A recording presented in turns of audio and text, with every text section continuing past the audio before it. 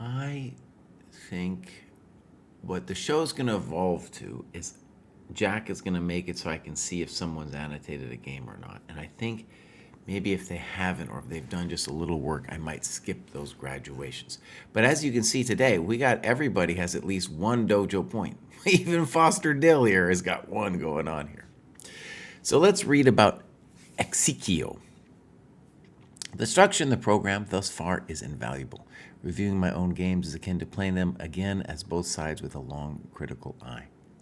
My chess thinking likely has no choice but to improve. One thing I'd like to see changed is use of ChessCom puzzles, which set full use behind a paywall. I imagine similar exercise could be performed on Chess Tempo and or Lichess. Okay, totally fair. Basically, we're really hoping to develop our own tactics trainer. And then the reason we haven't done it with Lichess or Chess Tempos, we don't like those as a metric. The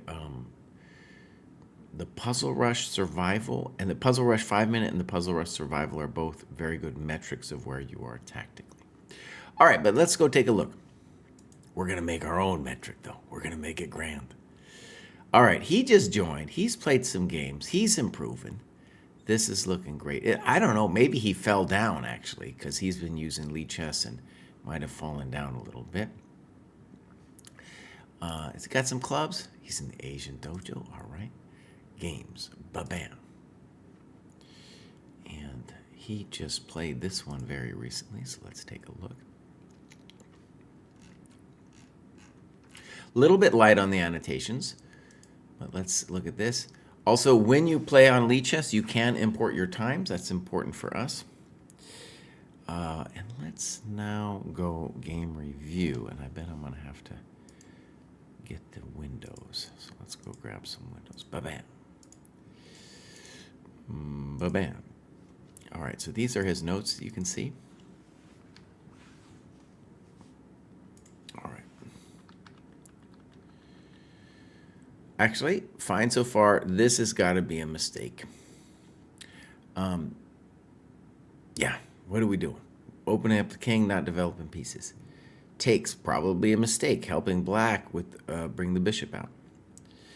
Mistake, not developing. Mistake, not developing. I like queen e7 better, but okay. Mistake, not developing. Mistake. Well, that's not a mistake. You had to move the queen.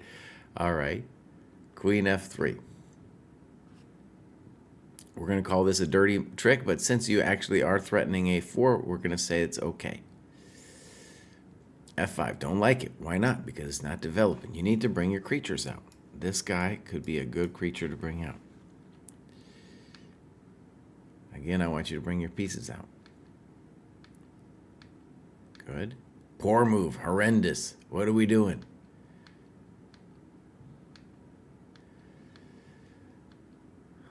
Okay. So we're doing a little bit of the old moving around here. And white doesn't know what they're doing. Get some trading going on. Frisky.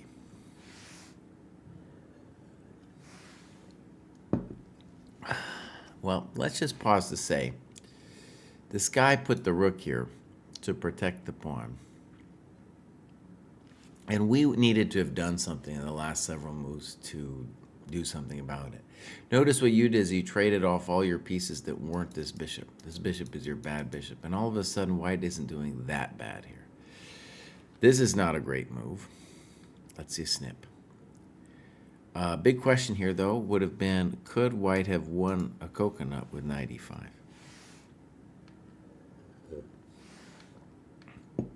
All right, so now you're easily winning. I don't know what that does. Good move. Good move. Oh, that wasn't it. Oh, no! Oh! You have mate on the board, my friends. Okay. So, we again have mate on the board. We're missing mates. We're missing mates. It's funny, we played it only after all that. And what are we doing, rook e7? What's that? Go play rook e1. All right, some straight crazy things here. Crazy things going on. Black eventually wins this game. So we want a little bit deeper of notes. I think you're going to improve. Notice importante that when we look at your ratings, we really want it to be actually over 500 in this case. Let me go back to the grad show. Okay. I got a pretty good T going on here. Next up, we have W. Clark. And he says, I have thoroughly enjoyed having a structured plan that keeps me motivated, which is mainly what I wanted when I joined. I think what helped me the most is just forcing me to play slower time controls. This alone has resulted in me making better decisions on the board, decisions with more sound thinking behind them. Forcing me to analyze games has also been beneficial, as I've noticed that I have been memorizing patterns that have occurred in previous games that I have analyzed, and am more familiar with the position than I would have been had I not given the previous game any thought. It is also improving my ability to annotate and see notation quicker. I am not always able to focus on completing my goals every day due to my busy schedule, but do try my best to do at least something every day. Okay. Here's W. Clark. Oh, he's going up. In fact, W. Clark is ready to graduate again. He's already way up there at 639. Pretty new to the dojo. He's got some clubs. Oh, he's in Louisville. The Louisville Legends. All right. And let's go here. He's got a lot of games. A lot of games for somebody who's just joined. Let's see what's going on. Again, kind of light annotations. So we want a little bit more. Let's look at the time graph.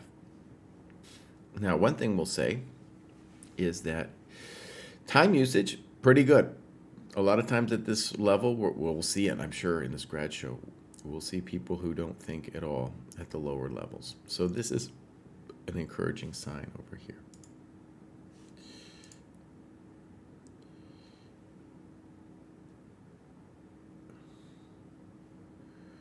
Oh. Okay. I got a little notification in Dojo Land. Distracted.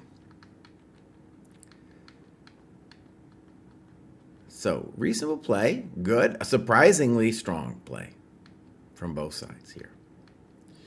Now, the question would be bishop b4, and does that win e4? So that would be something we want to talk about. And this is a mistake because it's allowing bishop g4, which is going to allow black to crack our d4 point. And this is a terrible move because it's not developing. Okay, we're going to call this reasonable. Reasonable. Now, taking is interesting. They go back. Rook b1, no understand. So, yeah, you're thinking that they're going to take, and no, it's too abstract. Too abstract. A basic move would be queen d3 to guard your pawn. It's like he obliges you too. He's like, okay, well, if that was your idea, I guess I'm doing it. Weird. Could black have taken the pawn? These are the questions I want you to ask. Rook b7. Okay.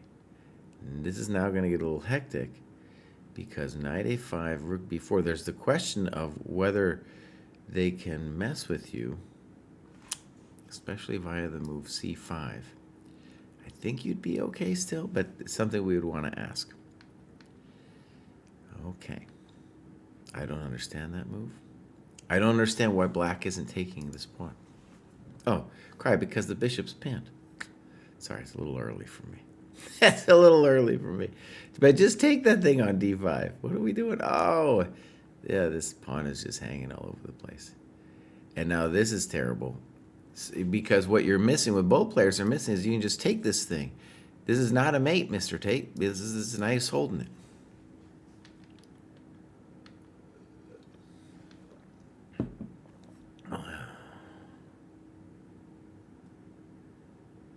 And then here black gets obsessed with taking on h3. Oh no, we got him. Okay, so One thing I can say is you're annotating a lot of games, and that's great. We would like you to see more time spent on the games here. There was a lot of questions here that didn't get answered, right? Okay, but well done. In fact, I'm going to try to remember, I have to heart these people to follow them because I like to follow all the graduates. Okay. Next up, we got Tom Clark, who's graduated a second time here. Pretty new to the dojo, 585, probably graduated and then lost a couple points. That happens. Got a pretty strong tactics rating. This checkmate puzzles thing, we're working on, my friends, but right now it's just completely inflated in terms of the rating. Okay, so no games. So, Tom Clark, I can see you're doing a lot of tactics. That's great. And if we go back to your ratings page, yeah, these are two pretty good metrics here, and it looks so. We're gonna guess you're gonna graduate soon. It'd be interesting to see things like how if we played some games, what's your time usage like, things like that. All right. Next up, we got Jürgen, and Jürgen has done a lot of work. Let's go see what's going on. Retired software engineer, taking up chess at the age of 65. I wish I'd started this early, but regardless, I'll see how far I can get. Okay, beautiful. So, he also graduated and fell down just a touch. This all looks pretty good. Great to see that he is really committed here. You can see he's really done a lot of work. A lot of different colors, too, which is always good to see. The Down Under Dojo, okay. One thing, Jürgen, I think you should think about doing is playing in some of these senior events. There's even 65 plus events, so that's just a cool thing that you could get into. I'm playing in the 50 plus. All right, here we go. Jürgzi is playing over here. He has done a lot of games since joining the dojo. Hopefully, we'll get some good annotations. This looks pretty good. Okay. So now we're going to look at the time graph. Oh! Now this happens every graduation show. Every graduation show where we just see players who are not using their time. He says he's blundering a lot. And let's just talk, I say this every grad show. The main challenge to getting to 1,000 dojo, which is about 1,250 ChessCom, is that players hang their stuff. That's the main one. So it's not only your opponents will also be hanging their stuff. It will help considerably you to not hang your stuff if you use your time. You can think of all that extra time as just like, do I got a grip on this? Am I hanging something? Your opponents will hang something every single game. All right, let's get into this one. Go to Yield Game Review.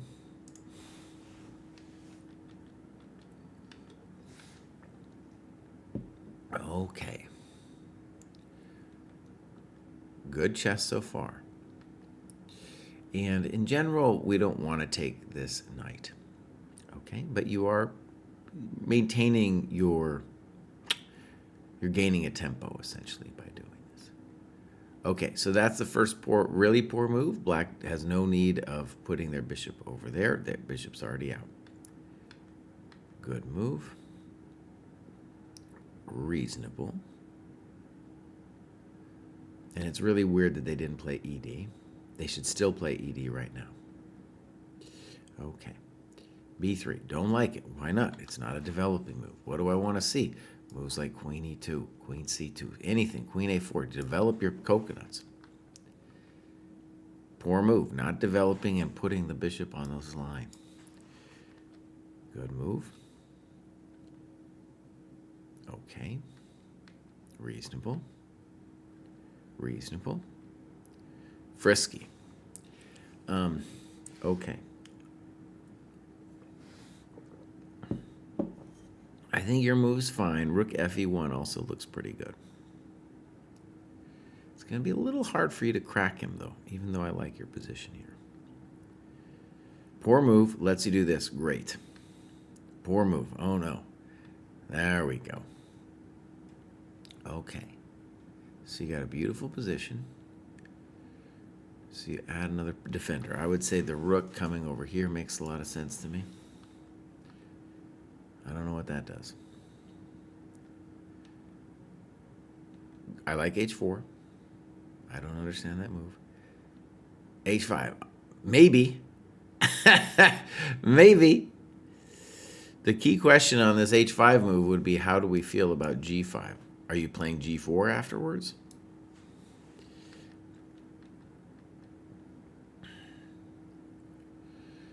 No, I think he's in big trouble here. Because even if he doesn't play king g5, you're going to win this pawn. So I think he's done here. Very nice. Very nice. Now you call that a double question mark, but you know, you're doing fine. You're doing pretty good. All right, he's gonna resign in a couple moves. All right, so that was well done, and just a couple things when you think about your progress here, Jürgen. Your opponents, it's 3 things. I give the speech every time. I give the speech every time. But I've done this graduate show so long that I feel really good about the 3 things. So to make it to 1250, there are 3 things. 1, getting a grip on the board. You and your opponents are hanging pieces every game. Just part of it. Once you realize that, you'll maybe slow down a little bit, and that's number 2, using your time. And number 3 is development. There was a bunch of moves here. I'll just point out one. B3. You're not getting your people out. Bring those people out. You know, bring them out. And I get it. You had some idea of like, oh, I don't want him to take my A2 pawn or something. But if you thought a little bit, you'd be like, first of all, he's not even threatening the thing, right? And that was a 7-second thought. So that's just a simple way for you to improve, to slow down, and whenever you have the chance, not to play a move that doesn't develop the coconuts. Here's another one. Your opponent's doing it too. Okay. Ba-bam. Next up, we have August. Actually, wait. I want to follow Jürgen. See, I'm going to try to remember to do this here. So we can give Jürgen a follow. And now we got August, who has graduated a number of times. August took October off, but then he came back. He's graduated loads and loads of times. He's ready to graduate again, too. Look at this curve here. Yeah, he's doing great. All right, so we got clubs, French dojo, great.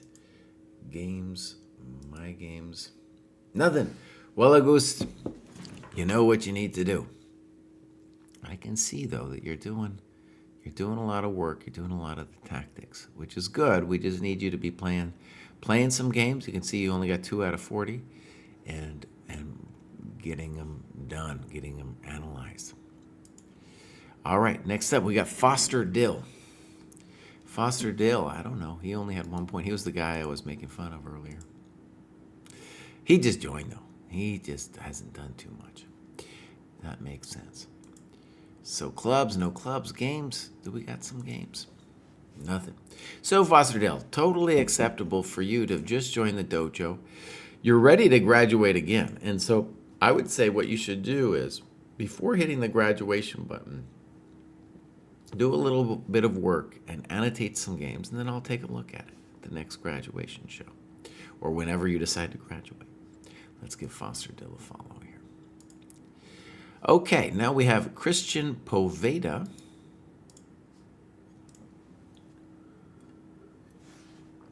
Christian Poveda also joined fairly recently. Looking good, yeah. It's cool to see that we've got a lot of people doing the checkmate puzzles.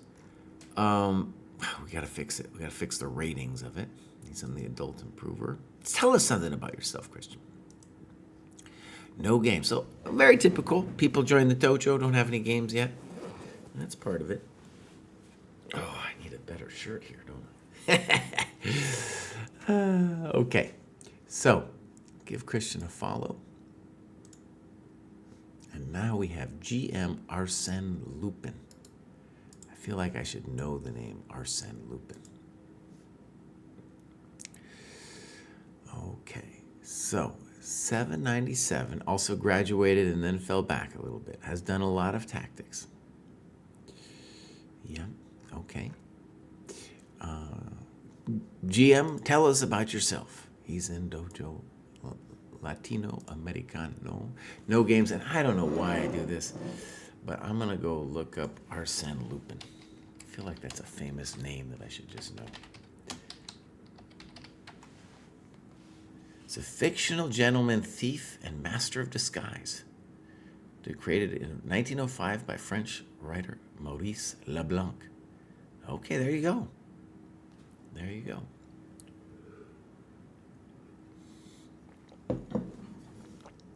Arsène Lupin contre Sherlock Holmes. Cool, let's give Arsène a follow here. And now we're going to talk about Holger. Holger is a cool name. When I lived in Germany, there was a guy on my Bundesliga team named Holger Grund. What happened to him, actually? Let's just do a little search. Holger Grund. Chess. Holger Grund. Let's go look. Yeah, basically he hasn't played since 2015. Man, oh man, oh man. He was a strong player.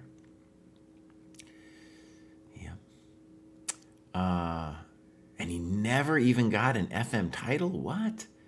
That guy was ready to be a GM. Huh. All right, Kraai, get it together. Holger writes, yesterday I managed to win 2 classical games on Lichess, which pushed my rating above 16. This marks my second graduation at the dojo. Really enjoyed the structured training plan and can clearly see the progress I'm making. Well, thank you, Holger. Let's give Holger a follow. Mid-50s, based in Germany. Okay, there we go. 919. Hey, look at this. He's just going up. Yeah, I don't even want to call those plateaus. Those are just days. Those are just days. Those aren't months or anything. Those are days where he's sitting there. Okay. So, we got some clubs over here. 50 plus, Deutschland, Chessens. German training program named Chessens with its own German chess club. Huh.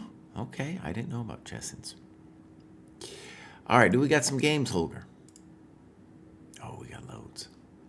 So here we go.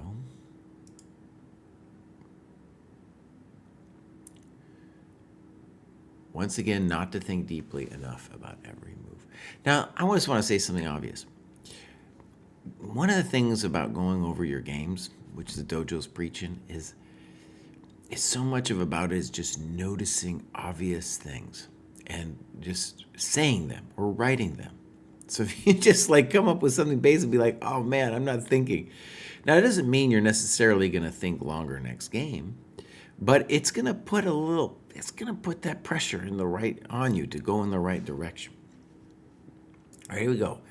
Yeah, here it is. Very typical. You are not alone, Holger. You aren't alone, bud. You aren't alone. All right, now I want to ask here. It's a rated classical game. Great that you're playing longer. I think that's a beautiful thing. Okay, so let's get into the game review button.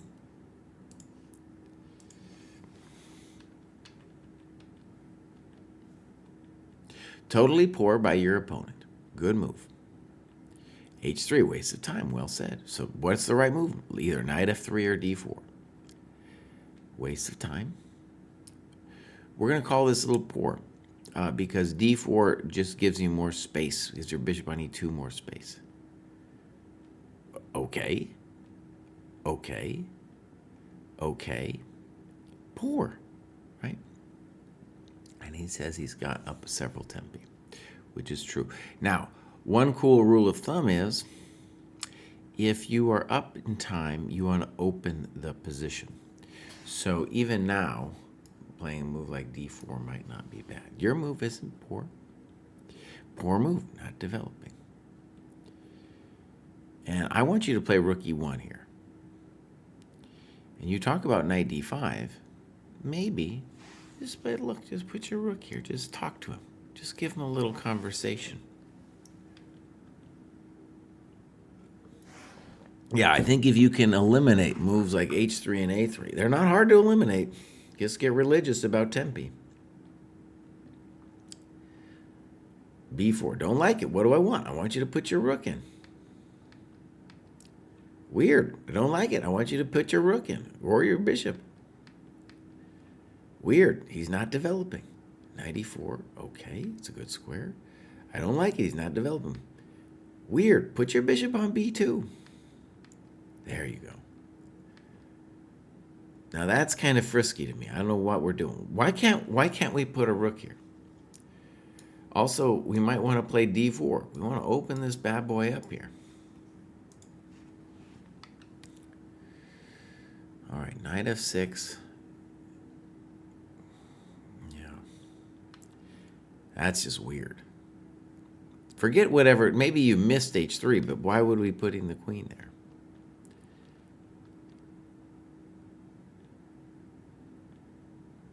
Okay, I don't like this g4 move because now you can take on h3 and honestly, I think he's in big trouble.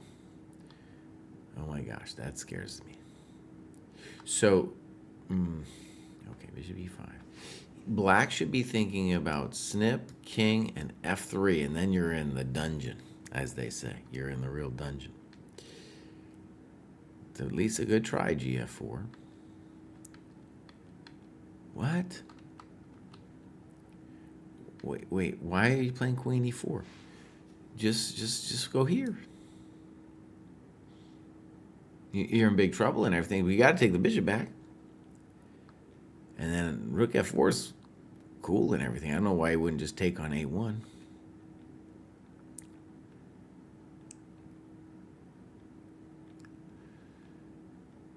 There's muchos things that I don't understand here.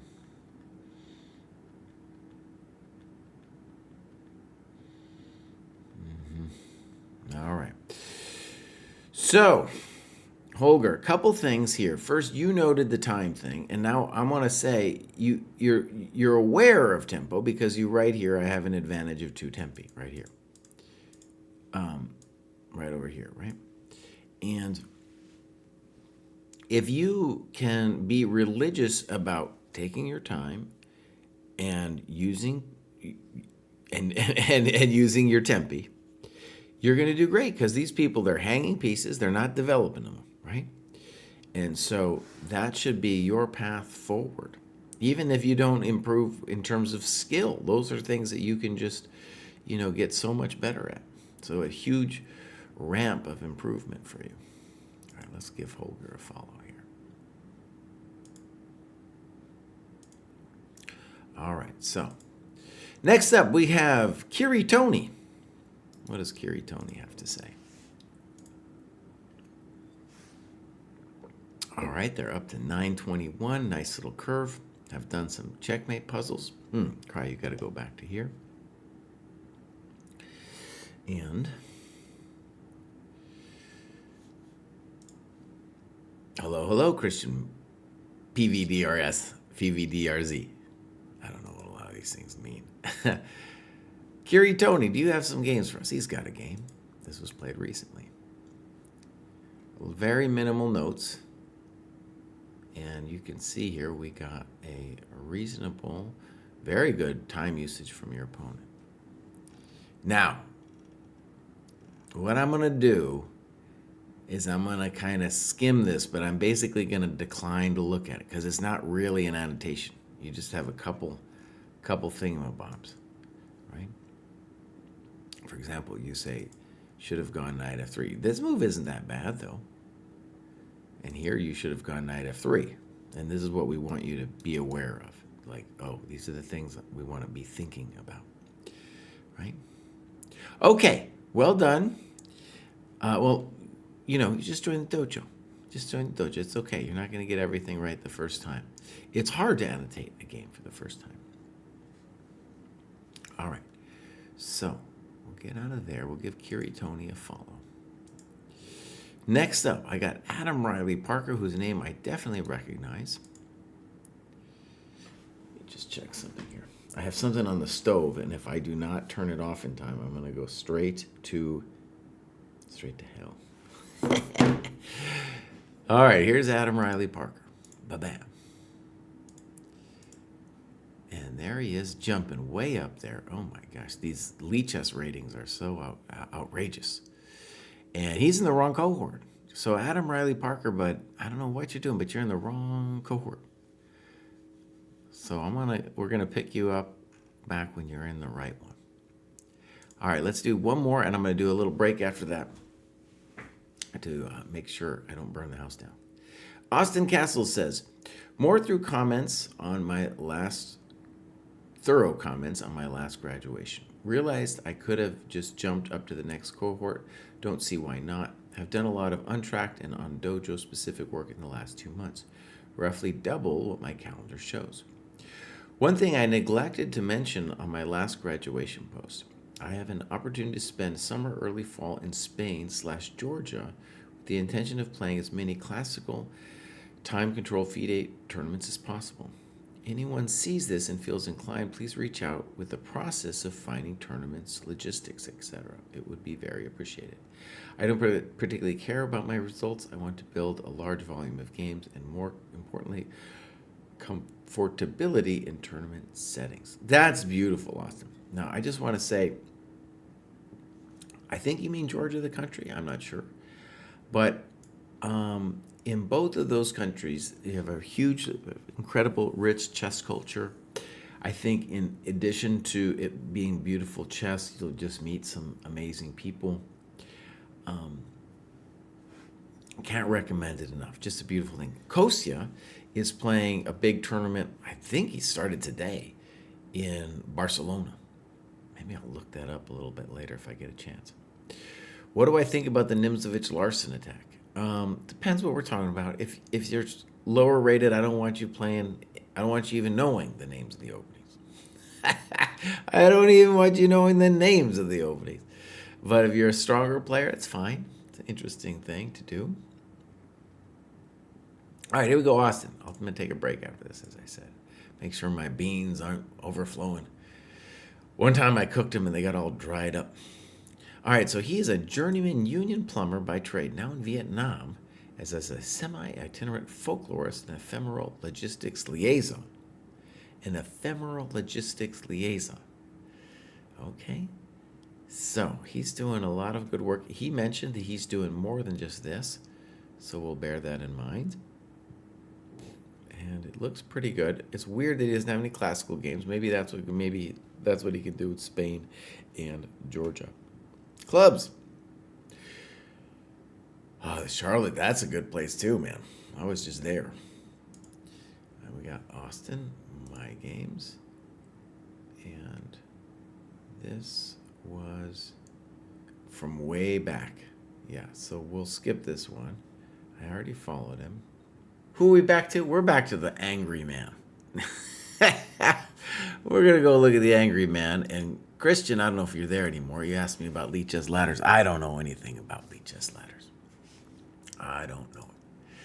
All right, here we go. This is Angry Man. Joined this year. A little sporadic of work. Hopefully not too angry. Tactics kind of a little bit all over the place. But he is on the road here for sure. A lot of beginner dojoers kind of look like this. The first time they've done any training and then just bam, they gain a bunch of points. So, and that's of course a beautiful thing. Angry Man, what do we got here? All right. So, Josiah, he's an angry man. That's the Angry Man. So, this is his first game since being a sophomore in high school. We can, this looks like a classical game, by the way. Great. We can import the times. You have to write it down. It's worth it. Even during the game, it will slow you down, as well as just have you, have a thought on what's going on with that clock. All right. So here we go. Oh, that's a delicious tea I made myself. So, very topical. Usually I have a course on this, Chessable. I recommend D takes C5. Okay. And now C3. So basically, this is going to be a little bit of an advanced thought here. Black, the danger that we have as white is if we don't do anything special, black is going to get an amazing French where his bishop is not on C8, but is outside the pawn chain. And that's why here, the disadvantage for black is he's got no time. Like he spent 1,000 tempi playing this C5 move. That's why we would like to do something like D takes C5. Okay. Now, I don't know quite what to do for you here. So the computer says he wants to play knight BD2, but computer Bashmuter, you can see what the problem is, right? If black is able to develop their business, they're going to get this great French position because your pawn is, a target. In terms of development, I don't mind this move. And now queen D2 is weird. I think you should play knight BD2. Okay. Queen B6, all right. H3. This is definitely a loss of time because black wants to trade off that bishop. And now there's a big question, can he steal it? And he goes for it this way.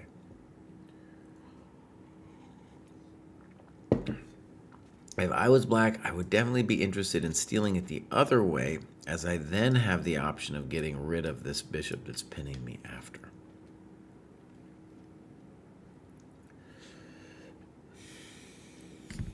So, rook D1. All right, the guy plays bishop C5. The easy move for them to make is to just take your bishop on F3.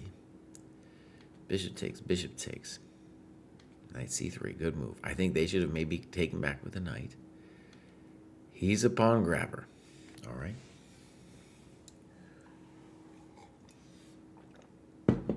And we really don't like this move, though I have to admit it's not easy to know what you're supposed to do here because we've lost two big center pawns. I don't mind that one. You are trying to be tricky here. You are trying to be tricky. Okay, he gives you his bishop. Okay, here we go. Is he giving us a little something, something? So that's a bad move. We want to at least try the move B5. I don't know if it's going to work out for us, but we want to open up this coconut over here. That wasn't it. Okay.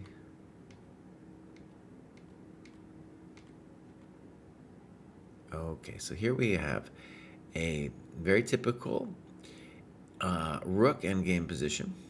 And black is winning, but let's see if he can convert. I'm not sure I like rook b1. I think rook f4 makes a lot of sense. Okay, so now maybe you have, well, you probably have a chance now. Okay, you do this first, but then you figure it out.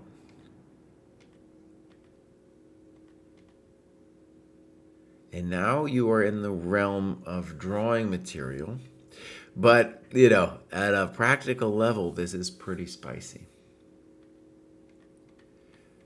So let's see. I'd love to see, yeah, that's the kind of typical problem. Yeah. Hanging pieces. So we've talked about it before. At this level, hanging stuff is really what's affecting the outcomes of the games. Stuff like king f3 there. Okay, well there it is, Josiah. You're not that angry of a man.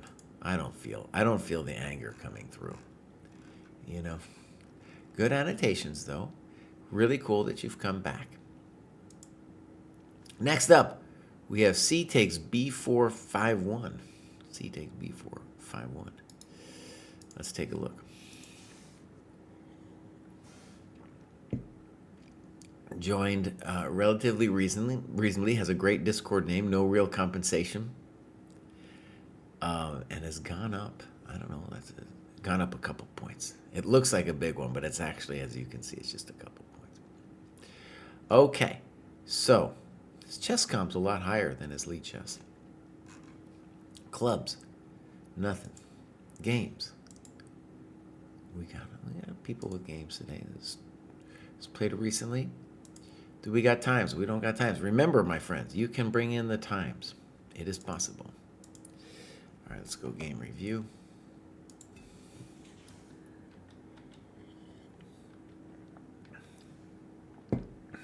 Okay. Fine. Fine. And now you play D6. And you got a bunch of computer analysis that you've done here. D6 looks, at least on the surface of it, to be a big mistake because it looks like you're just hanging that coconut on D6. Like, why can't they take on D6 right now? He does this instead. Now, I think he should consider, excuse me, you should consider bishop D2. Because if here, then this is really annoying.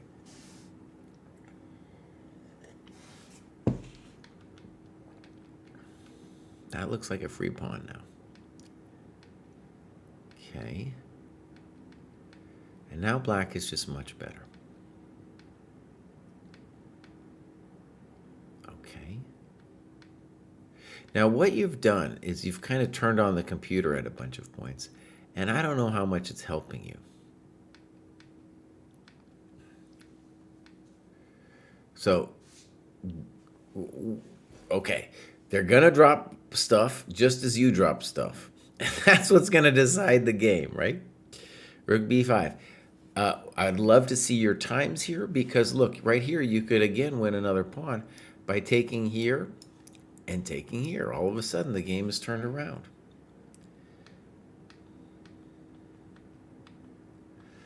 A lot of these moves I don't understand. You say this feels totally equal. To me, it's just a real interesting position. I'm very nervous here as black because anytime you've got a rook behind the pawn and there's a bishop looking at the queening square, it's trouble. Yeah, I wanted some kind of version of a4 coming. Okay, you still have the advantage. I don't understand. You got past pawns must be pushed. That's what they told me in school. Now we want annotations here. Could you have taken this pawn? It might well have been able to. Oh, we're playing too passively here. Finally, we go for it. And now who knows what's happening? Hard to evaluate. I don't know what he's doing. I don't get it. Whew, I don't know. I don't know, Uncle Joe. Could you have taken on g6? You do. Good move. Good move. And now you play bishop g4, but that might be a real problem. Yeah, bishop g4 was a real problem because then dude could have played king c6. Instead, if you'd played h5, I don't see any way. Well, we'd have to look, actually. That's pretty spicy. Whew. All right, let's look. h5. King. He is getting our coconut, but it's not over yet. King. Exclam. Exclam, baby. Yeah, buddy. This is why we need to do some annotations. We got to get in there. We'll learn some tricks. Learn some tricks. All right. So obviously this is he blunders out here. Bishop g4. He should play king c6. He doesn't. You say goodbye. He does that. And also here, let's just show you something. Knight takes, bishop takes, king takes. This is a draw too. This is a draw too. Let's go here. Because once it's the wrong color for the promotion. So even here, dude had a draw. All right, C takes B4. It sounds a little bit like C3PO. It's not, though. It's a C takes B4 variation played on the 1951 or something. I don't know. Now we got Johnny K. What does Johnny got to say? Looks like they joined ages ago, but they have not been logging their stuff. They've done some checkmate puzzles. Have they played some games? No games from Johnny K. Well, Zemangril. Well, Oh, I didn't know I could click on it. Click to message in Discord, really? Wow, okay. That's a new feature. I didn't know I could do that. I'm learning things. I'm going to give Johnny a follow. Sometimes I forget to follow people. Catface says, onwards we go, and they have done 85. They've done a lot of work. Let's read more. Adult learner trying to think deeper in chess and life in a culture that's flashy and superficial, like most of my chess games, hoping to improve there. If we push this out here, you can see that Catface has gone through periods of intense study over the past year. So Catface is 1305. Beautiful. Lots of work done. That was one of those periods where they weren't doing much right there. Catface is some clubs or something over there in Canada. Great. All right. Monsieur Feline. These are all ancient games, though. These are from back in April. This one, though, is more recent. Again, very important. Put the game annotations in your My Games folder. All right. Oh, and as always, you can bring your times in here. We'll go to the game review. This was played just recently. Engine already has me +1 already. Okay, it's important to talk about it a little bit. What's wrong with e4? It's a weak pawn, and most importantly, it's not a developing move. Queen e7, that's ugly. d3, I kind of like that move. You had other moves. I think knight h3, knight g5 might just win the pawn directly. But here you're developing all your pieces nicely.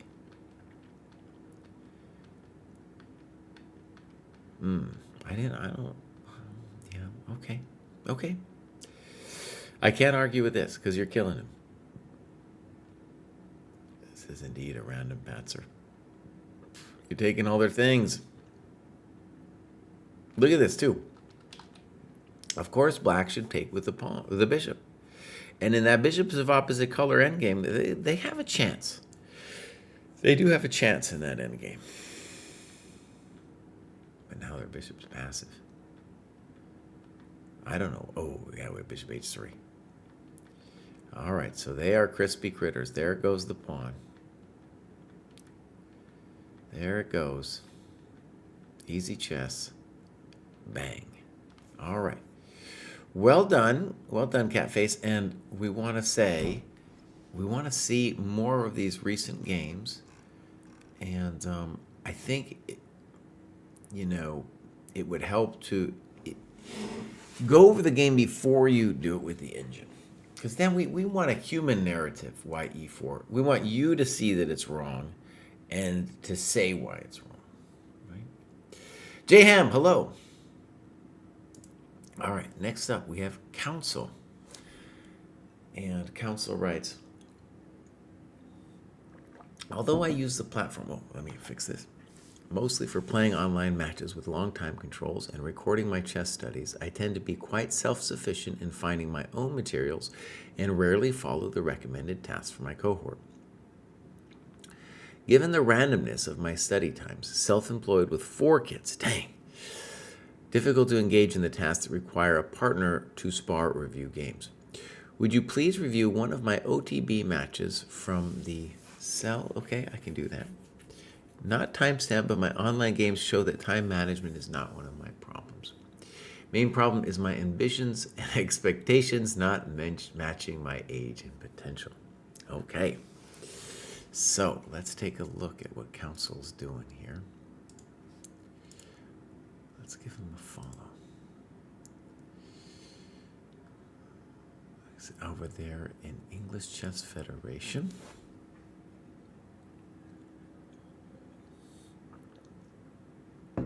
Okay, so he's aiming for 2,000, and he's got 450 points to go, basically, right? I think it's great. He's got his ECF rating over there. And you can see now that he is doing an immense amount of opening work. Maybe you can't see it that well on my current screen. But he is doing, as you can see there, a bunch of red, which is probably too much. Well, no, it's definitely too much. At 1,400, it's not going to be the openings that are going to help you get to the next level. Okay. A little bit of openings, okay. That's where we start allowing it at this level. It's like, okay, 13, 14, now we can do a little openings. Clubs, he's in the 50 plus with me. There we go. Hopefully he can play some cool senior tournaments there in England. And we want this Cell County Champs. There we go. We got these 2 games. Beautiful.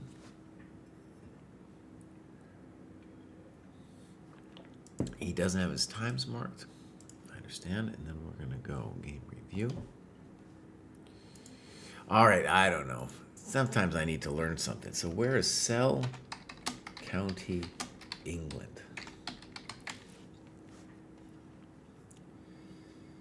There isn't a county named Cell. Oh, man. Oh, man. I guess that's what drew me to it. I was like, is there a county called Cell? Maybe there's something else. Yeah, I don't know. Maybe something else is going on. Maybe Chad will know. Any case, here we go. So, D4. Fine. Okay. This is a kind of interesting position where the big problem for black now is simply that the knight on a6 is bad. E3. Our knight on c3, not the greatest either. Okay. They decide, hey, I got to just fix this thing. Knight f3, bishop d6, and now knight e5. Which honestly seems fine. I don't think that's a mistake. Like maybe the computer thinks it's a mistake or something, but I think it's fine. Another cool idea in these positions, honestly, or the move I would like best, is bishop d3. Because then they take and you get a really good grip on the e5 square. One reason, actually, you can see that studying openings too intently here isn't going to help you. In fact, it's probably confusing you, is your opponents aren't going to play the book moves. They're going to play something like knight b8. Right? And then you just want to have a good chess sense of what's going on. All right, bishop d3, good. Queen c7, here it comes. And now, yeah, you're following some kind of idea. Black has an interesting idea with knight d7. It's not going to save their souls or anything. Okay, so look, let's think about it. He wants to play knight d7. You talk about queen f3. Queen f3 is a thought. This thing, notice, is very complicated what you're doing because you're allowing knight h5. And just superficially, I don't know if I believe it. Right? But a very typical idea that you could have used here was bishop g3, knight bd7, f4, and you have a nice position. Very hard for him to dislodge you. Okay, so g4 is too much. I think a reasonable example of opening study that's gone awry. All right, here we go. Now, knight d7. I think you could have really considered g5. That's hectic. But here we go. Knight d7, bishop d7, snip, snop, g5. Good. Knight e8, f4. Good move. I think that's very important.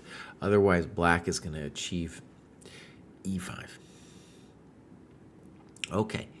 Black really needs to fix their knight. That is a big problemito in Casito.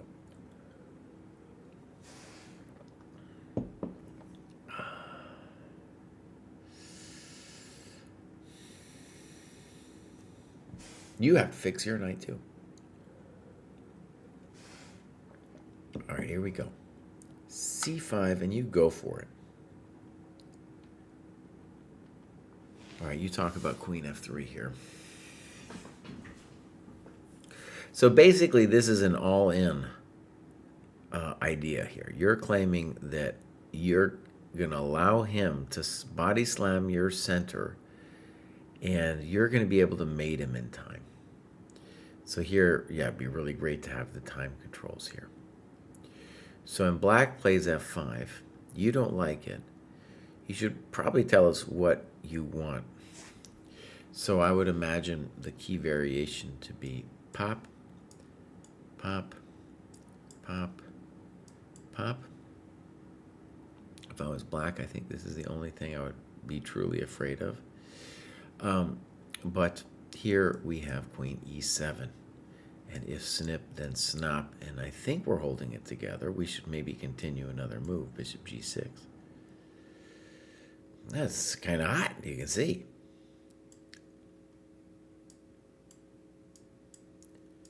Feels like the party kind of a little bit is continuing here.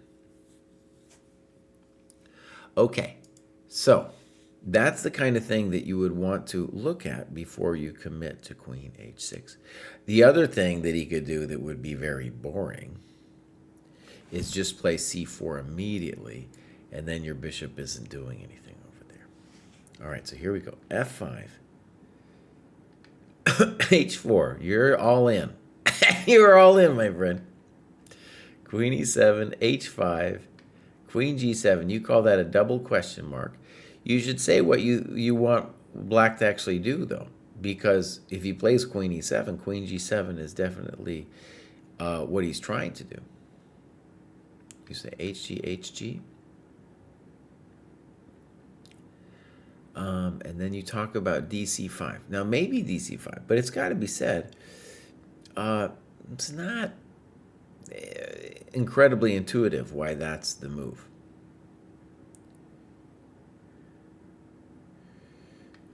Now, he could have played, now, so you're saying, maybe your computer's saying, that this is bad because of c4. But think about it. He could have played c4 so many times already, and he did not. All right, you say you're much better here. Rook f7. Rook f7 is a little weird to me. I would want to see maybe knight d6. He needs to fix his knight. Yeah, I don't like that. Your king's better, so don't trade nothing.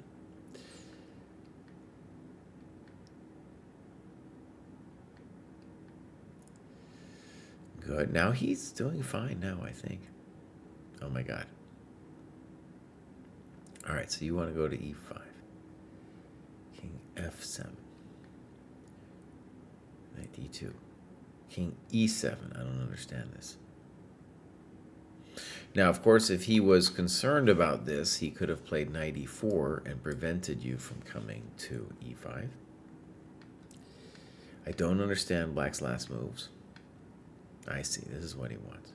But now you get this. Okay, now you're better because he's passive.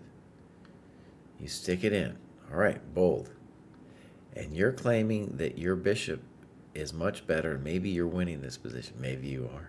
He's very passive. He needs a plan. That's not a plan. And that's what looks like just a terrible weakness. Good move. Reasonable. Oh, passive. Good move. Oh, now you got him. Yeah, you're crushing him now. Oh, well done. I guess it was maybe I have spoke too soon, huh? Still, like, you're pretty good control here.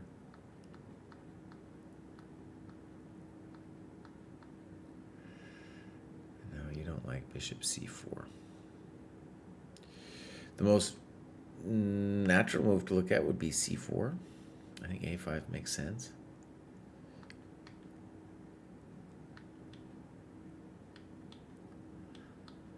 A little bit of back and forth.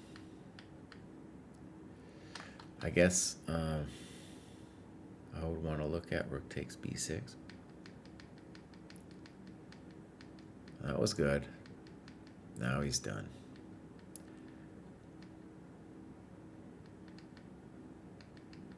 I like this a lot. Wow, great game. Great game. Okay. That was a well-played game from a lot of perspectives. I think the opening is confusing you a little bit. But one thing just to say about this, okay, is when instead of thinking about lines, your opponents are going to do weird things. And so if you analyze your games with knight b8, your games, and they play something weird like knight b8, you'll get a sense of the plans. So, for example, we talked about this variation with queen f3, which I think is very complicated. Allowing knight h5 is very odd to me. Maybe it works, but you just realize, oh, I got this simple plan, and this will come up again for you. Okay, beautiful stuff. Let's go back to the grad show thing. We're going to go back here. We are already following counsel, and now we have RTX. I don't know if I know about RTX. Let's give RTX a follow. Okay, so RTX is sporadically logging their business, a lot of opening. All right, 1302. All right, clubs, nothing. Games. That is the telltale sign of a raid. Anamaya, thank you for raiding. Well, Anamaya, thank you. I hope we had a great stream. Right here, we're just hanging out. We're looking at people who have graduated in the ChessDojo Training Program. That means people who went from one cohort to the next. In this case, we have RTX, who went from 12 to 13 into 1300, 1400. We're going to take a look at his training, and we normally look at a game. However, RTX here, this game's from 2024, and so what we can see with RTX is he's doing stuff in chess, but he's not logging it religiously, and he's not doing the religious thing that the dojo requires, which is annotating your games. It's a hard process. All right, so that's RTX, and now we're going to move on to the famous Mate in 35, who wrote me. He wrote me a novel. All right, here we go. When you graduate 8 times, you're allowed to, write a novel. He has graduated 8 times. The path to graduating from this cohort was certainly the most challenging I've faced, not only in terms of what happens on the board. Submarine Mike, thank you for subscribing, but also psychologically. Over the boards, opponents become more resilient. Smaller mistakes would be punished, and every move felt like it had real consequences. Psychologically, it was challenging because I could feel my understanding of the game growing, my calculation growing sharper, and yet it still felt very difficult to see actual rating progress. Until it didn't, and I started seeing great results both online and OTB.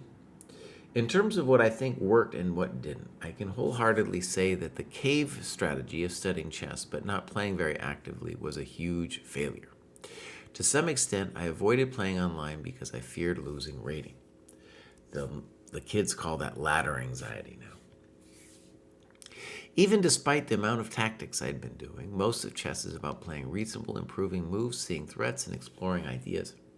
It's important to spot tactics on the board, but I really missed getting in my reps of playing normal moves. Perhaps unsurprisingly, what did work was playing more chess in addition to studying. I started to strictly track my chess time and follow Studer's 1/3 rule. 1/3 games analysis, 1/3 tactics, and 1/3 everything else. In combination with a weekly time goal, this forced me to prioritize the things that mattered. For games and analysis, I excluded classical. Classical felt like a bit of a cop-out because I could play 2 games per month and pretty easily accomplish that 1/3. So rapid and blitz it was. And while perhaps blasphemous at the dojo, it worked really well. This forced me to put my ideas to the test, to analyze my mistakes, and to sharpen various aspects of my game. I used my games as the basis for expanding my opening repertoire and made Anki flashcards from instructive positions. Wow. The whole thing has been the perfect combination of fun, effective, and very sustainable. As for what else worked, I've been grinding puzzles on Lichess on the easier setting, allowing me to get in high-quality reps of simple, but not totally trivial puzzles. I see it as practicing the layups. My biggest accomplishments from this cohort: beating a German 1800 player as a 1450 classical, winning my section at a single-day classical tournament, and maintaining a German 1600 performance over the course of the league. Beautiful. Back to the grind. All right, now I'm going to check out this game here. So this man, made in 35, he is committed. 8 graduations. Very impressive, dude. Very impressive to do 8 graduations. Let's give him a click over here. So he's from Texas, but has lived in Germany, and he's only become obsessed recently. So January 24.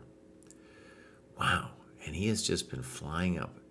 8 graduations, gone up 737 points. Amazing. And there he's got his German rating over there. He's trying to get to 1600. Good. Okay. So, interesting stuff. Great. This all looks beautiful. All right, we're going to pop this out here. He took a break from logging stuff. He probably just was doing stuff, but he wasn't logging it. But there you can see the man is mostly very busy.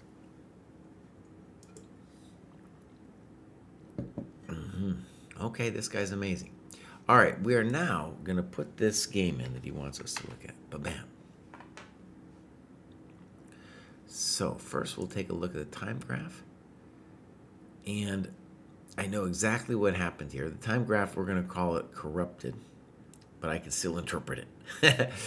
I think somebody wrote down the times a little funky.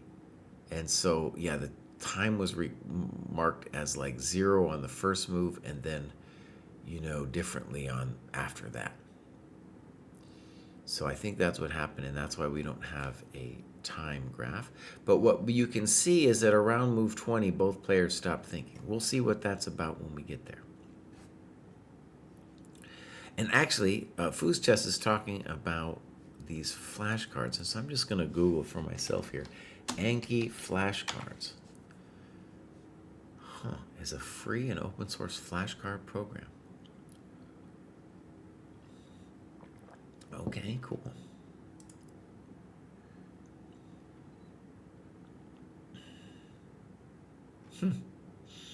Okay, totally interesting.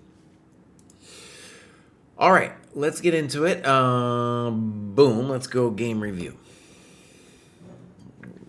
I'm pretty sure, I like this. I was pretty sure this ODB and right is he's playing some German kid.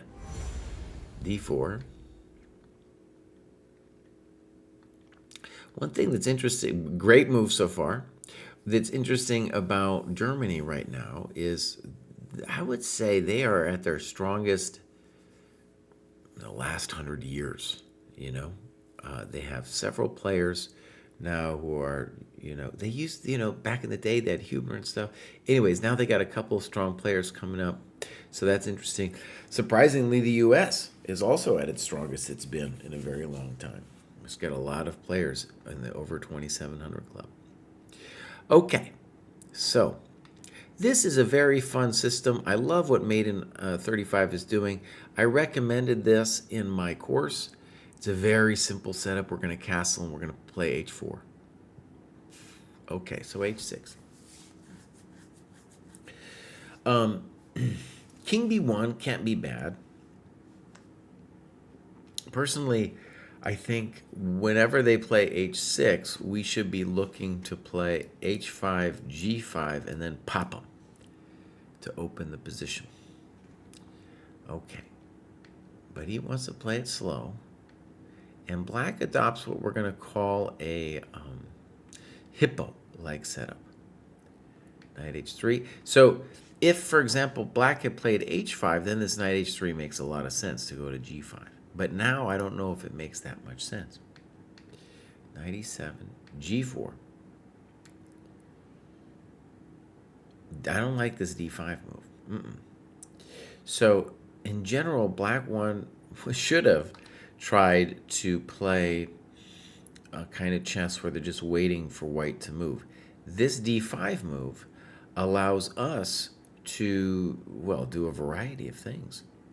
And we want the position to open. Please let me open the position, right?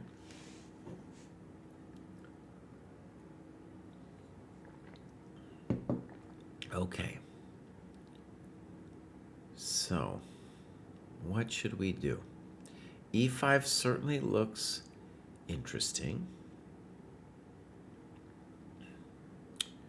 I'm just trying to see why. Okay, so here he says he didn't like how weak his pawns looked. I understand. Do I get that? See, he still has a problem where he can't castle yet because of h6. And at a minimum, I can do bishop e2 followed by knight f4.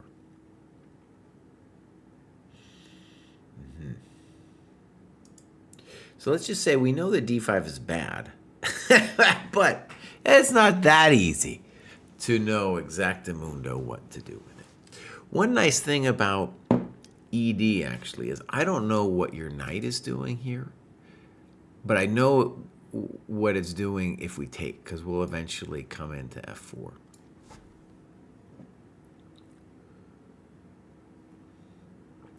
Christian PV says, Keimer, Bluebaum, we got those guys, and we got these new brothers, Die Gebruder Zvana, and then we got Donchenko. Yeah, I got to hang out with Donchenko a little bit in Charlotte. All right, here we go. E5, C5, F4.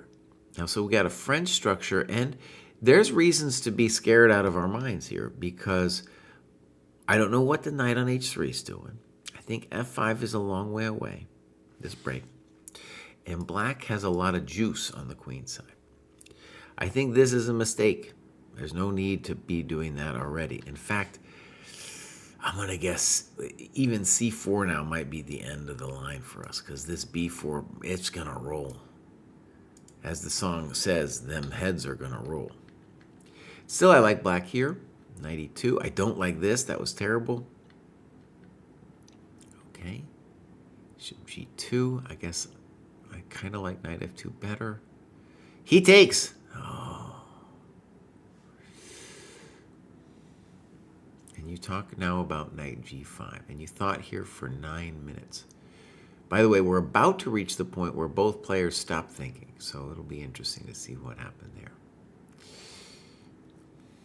Let's look at his variations. Knight g5. On queen g4, he gets trapped with bishop f3. That's a beautiful thing. Yeah, he's just getting trapped all around here. So queen h4. Queen h4 wrong from so many perspectives. Ah, it's a bummer you missed it. Okay. So queen e3. The kid goes back. I don't know if I understand that move. Okay, the kid's, well, he wants to hurt you. F5. Is he hurting you? I don't know. You allow him now to do this. Oh my God, you allowed the infamous knight c3. All right, here it comes. Knight a4. What about rook c8 there? Oh my God. Okay. These are good annotations. He's saying rook c8 and just, I don't care anymore. I don't care anymore.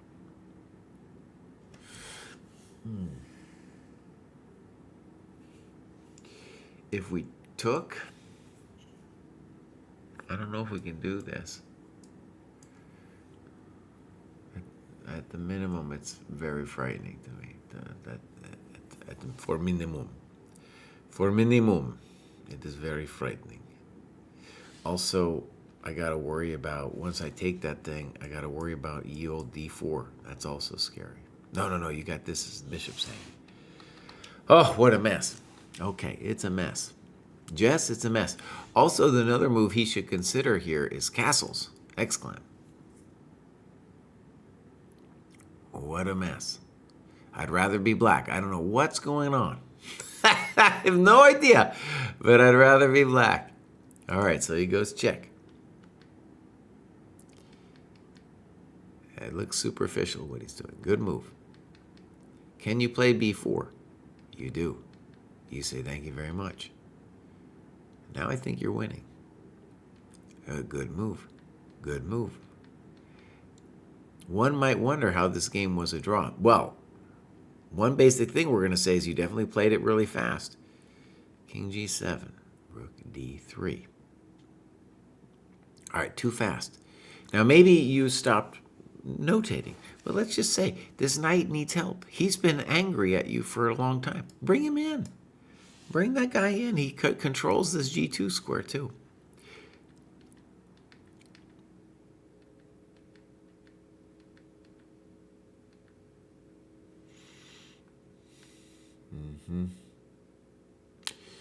Yeah. We need mate. Looks like knight h5 is a mate.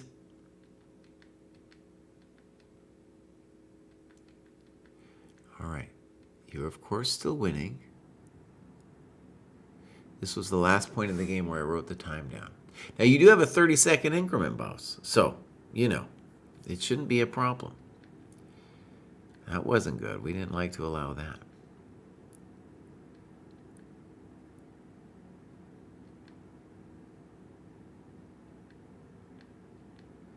Not sure you have a plan here. It feels like we're just kind of moving around. Oh, no.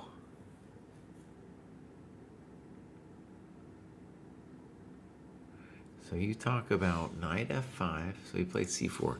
Knight f5, boom, boom, g4. I'm confused, though. Like, what happens on king g6? Now, you use the table base to figure it out, but it makes sense here that black is going to be okay. You know, who knows what's happening?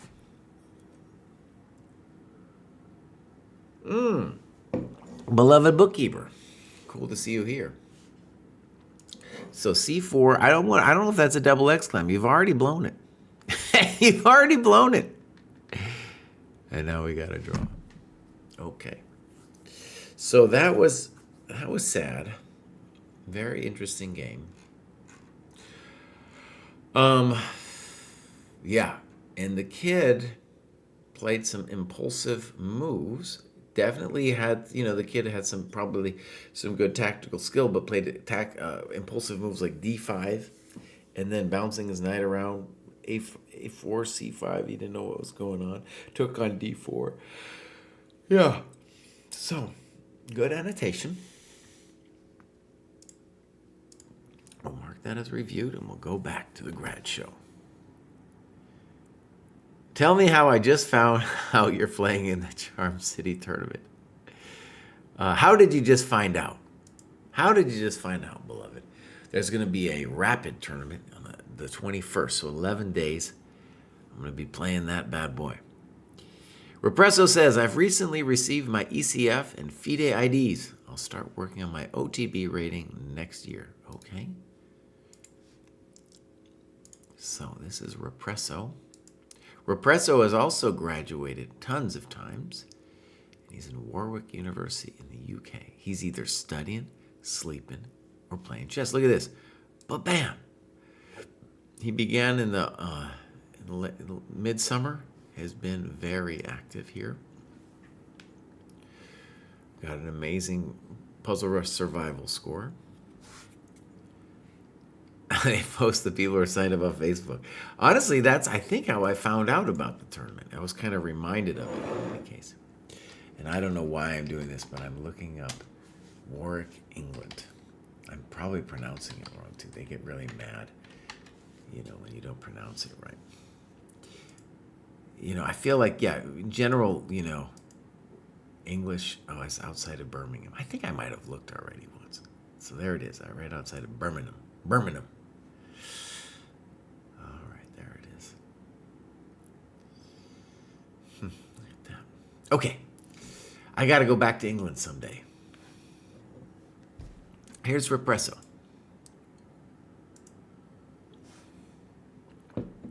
This one, he has maybe this Shreyas Royale. That guy's famous. That guy's famous. Did I already do this one? No, I haven't. So, there's a simul. Cool. Now this kid, Shreyas Royale, let's Google this kid actually, because I've heard of this kid, and every country has their kids that they're kind of excited about, and I think this kid Shreyas is somebody that English are really pumped on. So he's 16, Indian kid, but living in England. I think he has a lot of support. So let's see here. He's already a GM. I'm just looking at his progress here. So it's brutal, by the way. You're trying to make it. I'll just show you guys briefly. He's a grandmaster already, but if you look at his business here, it's kind of slowed down.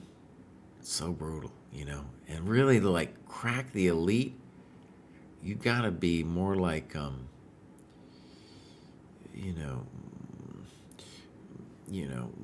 reaching more closer at least 26 now.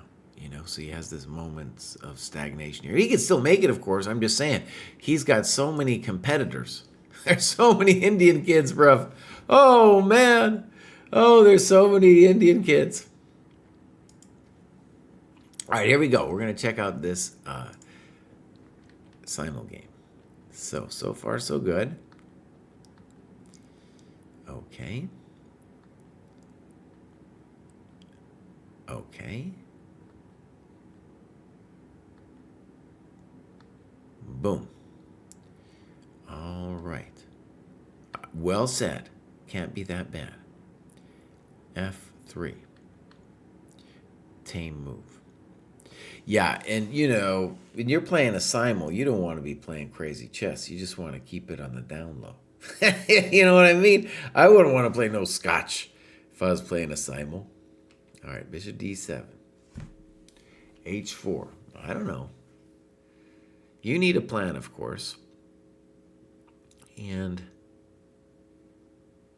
you do this. Okay, I think I'm okay with this. And you go here. I think I'm okay with that. h5. So he's doing some alpha 0 stuff, dude. And you play h6. We get a little chop. a5.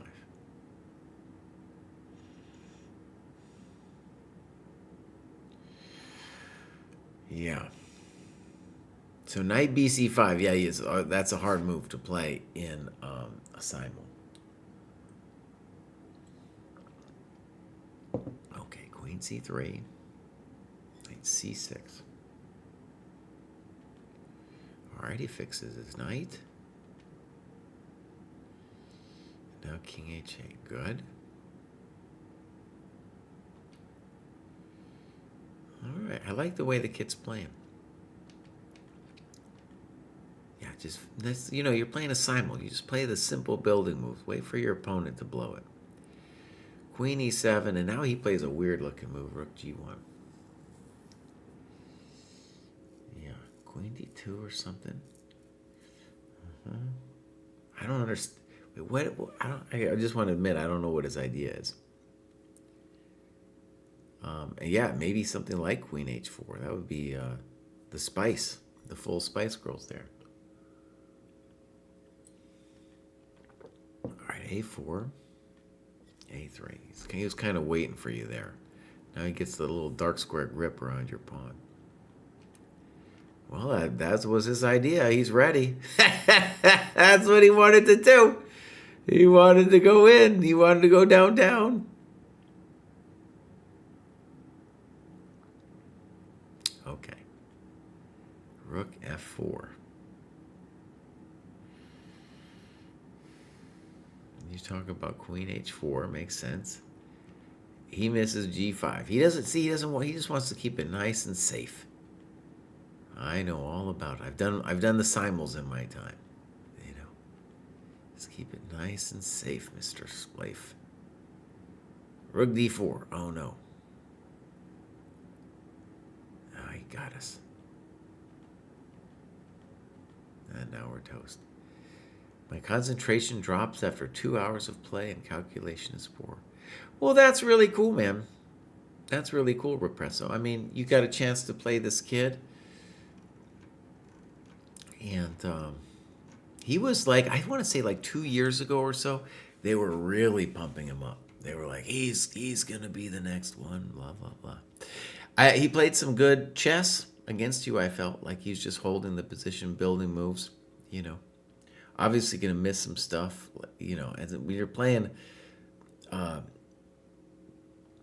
simul, you don't really even want to do anything tactical. Okay, so I think chess.com is putting us now on their thing, and that's why the numbers went crazy. It's not actually, there's no 1,500 people watching, I guarantee it. I'm in a corner of some little page that they put me on, but I'm thankful for it. Thank you, chess.com. All right, here we go. Next up, we got Nico. We got two more. Nico says, I would love to attribute this to reading like 5 chapters of how to reassess your chess, but I think the reality is that I'm on a bit of a hot streak and a lucky streak in my ChessCom Rapid games. I'm blundering a lot like an idiot, but my opponents mostly aren't seeing them. I'm seeing most of my opponents' blunders, and I've been getting rewarded for Hope Chess at points. That being said, I do think the effort to engage with chess more seriously through the dojo and some readings and the tactics test has allowed me to enter System 2 thinking more often and has helped me out a lot. I think I will fall in rating soon, but I do feel some forward progress. Oh, you're not going to necessarily fall.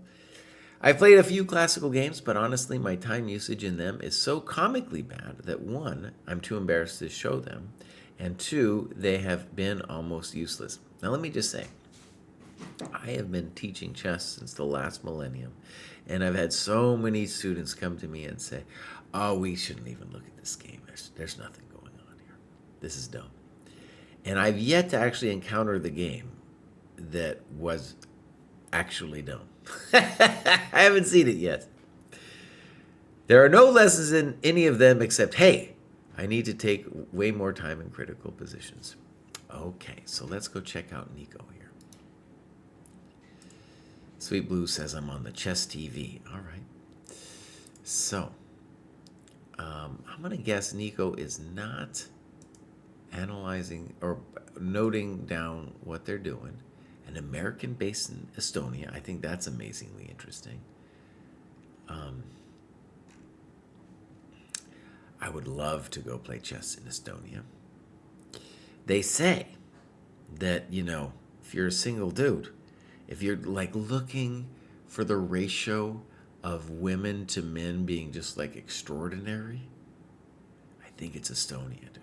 I think like all the dudes aren't there, and so you would just be a king. And maybe that's what Nico's doing. Maybe that's what Nico's doing, man. That might be what's going on. All right, let's go look. Nico, if you could make an Estonian club, you know, I'll try to get Jan Elvis in there. Oh, Nico, bud. So listen, again, hear me roar here for a second, Nico. You're saying that your games aren't interesting. It's not true. It's not true. I can tell you that your games have something of interest. Wild True Game, just subscribe. Thank you. There's something interesting going on. You think that, but if you have a higher rated player look at it, they're going to find some stuff. I promise you. Give it a chance. All right, we're going to heart Nico here, so I'm following him. And now we got IT Guy. Lab Guy says, I'm coming back to chess after a fairly long break, and the dojo is keeping me motivated to carry on with improving even when life gets in the way, and I have very little time to actually spend on chess-related activities. Beautiful. I love when we got some stronger players coming back. I love that we need stronger players. We need a lot more players at this rating level up here in the 2000s. In fact, after this, I think I'm going to go peek, see how many players we have in that cohort. So he is doing well with the pretty high USCF rating. Reasonable tactics rating, though there are checkmate puzzles, but we got to work on that. Okay, so Lab IT Guy joined ages ago, maybe, and then came back. Let's see what's going on. Oh, he's in the Louisiana dojo. Maybe he played Naka. Maybe he played Naka when that went down. Now, he has OTB games and my games. They should be the same thing. All right, we do have a game, very recent. This is against AZ. All right. Now, I always like it when the dojo player has a great time graph and the opponent is playing a little bit like a chump. Very common, even at the higher levels, when you're playing online, that they will play quickly and impulsively. It's hard to think when you're online. Okay, let's go game review. All right. Thank you, Wild True Game. And now, let's take a look. So far, great. Classical chess. This is a little frisky, bishop c5. All right, b5, bishop b3, and this is his idea, knight g4. Okay, here, h3, and he talks about h5, which would be very frisky. And he says, you know what? I'm happy I didn't. All right, so c3. And basically now we get a position, I guess I would call it the arc-angle-esque. And I don't, white lost some tempi and black, I'm going to just guess that they both lost the same amount of time here. Bishop g5, frisky move. This is a frisky move because if the bishop, when we kick him, can the bishop maintain himself on h4, or can black get away with g5? So it looks like he wants to play g5 next. And he says, instead of g5, he says, always desirable when playing g7, g5, and he means ed4. Because bishop d4 is an important defensive resource, though probably less important here because white can't really play knight g5 with a rook blocking their queen.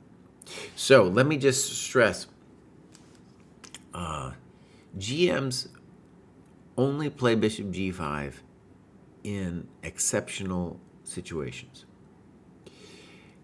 Because if black plays g5 and you can't do anything fancy like knight g5, and your bishop goes to g3, it's dead. It's dead on g3.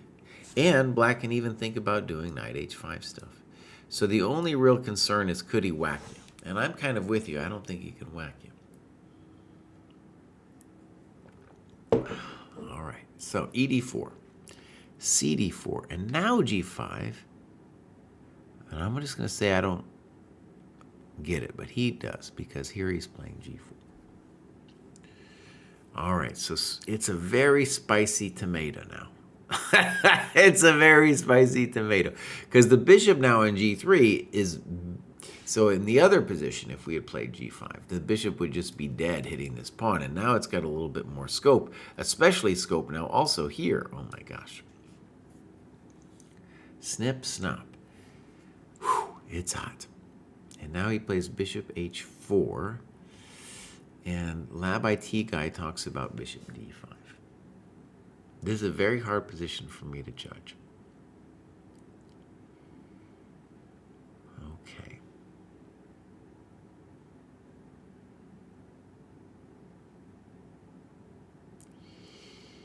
So bishop h4, looks problematic. We could also just imagine knight c3. In all these positions, it feels to me like white has compensation.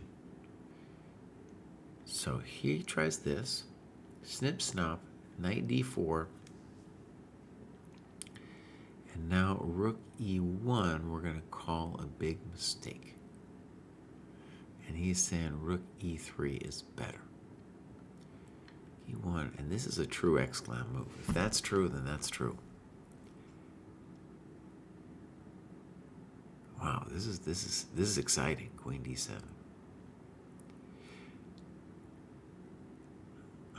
Great, great. Queen h3. Wow, this is beautiful. So if bishop d4, king h7. Very nice. Rook e3. And he calls knight b3 unnecessary. Wants king h7 first. It doesn't, I don't know. So far, I don't see how it's going to change anything. f4. Oh, that's how it maybe changes something, huh? Queen h4. Boom, boom.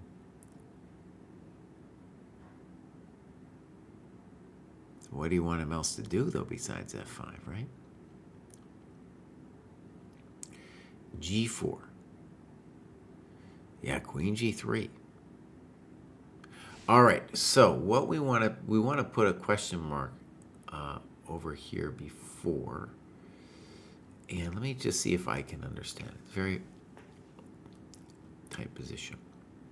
So if king h7, f4, rook g8, bishop g5, and now queen h4. It's hot. So the scary thing is, I get why he wanted to kill the bishop, because he was like, oh, maybe this or something. But I think, dude, I think it's just like here, immediate monte. And these guys aren't playing. This guy's coming in. Beautiful chess, yeah. I get why you did it, though. And seeing this kind of stuff, like, All right, queen f4 is a frisky move. That looks fun. I bet he missed that. Queen h2. That's a big concession.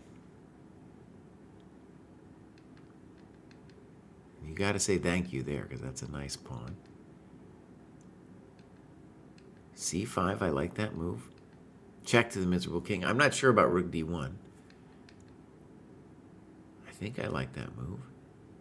All right, what's happening, Kraai? Black's winning.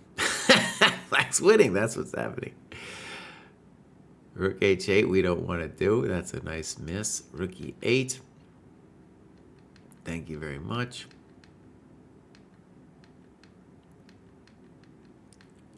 And this looks winning. Lab IT guy, that was great, man. That was fantastic. Yeah. Beautiful stuff.